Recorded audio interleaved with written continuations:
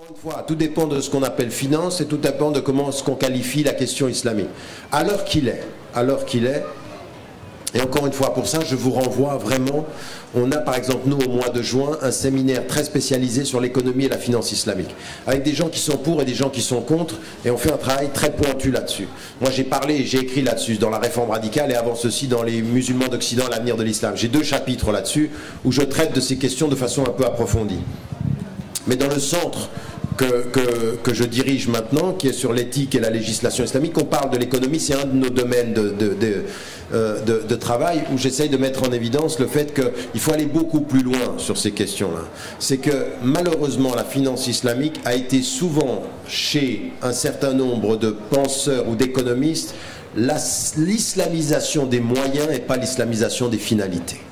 C'est-à-dire, quel est l'objectif de la finance, qu'est-ce que l'on veut exactement? Est-ce qu'on va changer uniquement le caractère de l'intérêt, de l'usure ou de la spéculation, ou est-ce que c'est les objectifs que l'on veut reconsidérer? Est-ce qu'on veut faire la même somme d'argent avec d'autres moyens?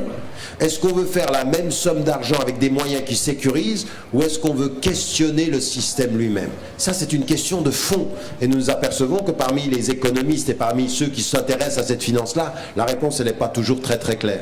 Donc j'ai pas le temps ici de rentrer dans ces considérations-là, c'est une discussion un peu plus spécialisée. Je vous renvoie à 2 ouvrages sur lesquels j'ai traité de cette question-là. Le travail du centre, on a un site kylecenter.org où vous avez des articles qu'on publie sur l'économie ou sur la finance, et puis on fait ce travail-là. Vous pouvez aussi passer au stand où vous pouvez mettre votre nom, parce que ça, moi, ce que je veux, ce sont des gens comme vous qui travaillent dans ce domaine-là, qui sont des étudiants, soit en doctorat, soit des personnes ordinaires, qui soient en contact avec le centre pour nous permettre d'aller plus loin dans la réflexion, de voir qu'est-ce que vous proposez vous-même. Donc ça, c'est au centre, vous pouvez mettre, c'est au stand, vous pouvez mettre votre nom.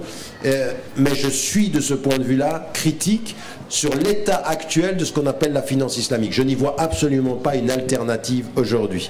J'y vois une adaptation de l'intérieur qui n'est pas une alternative pour l'ordre économique ou financier international. Mais ça... Non, j'ai dit dans l'état dans lequel elle se trouve en ce moment, la façon dont on le traduit en ce moment. Est-ce qu'il peut y avoir de nouvelles considérations? J'en suis certain. De nouvelles perspectives? J'en suis certain. Mais c'est même pas que j'en suis certain, c'est une nécessité, un impératif. Nous devons trouver des moyens de nous sortir de l'ordre financier international comme de l'ordre économique international. C'est une nécessité de notre contribution.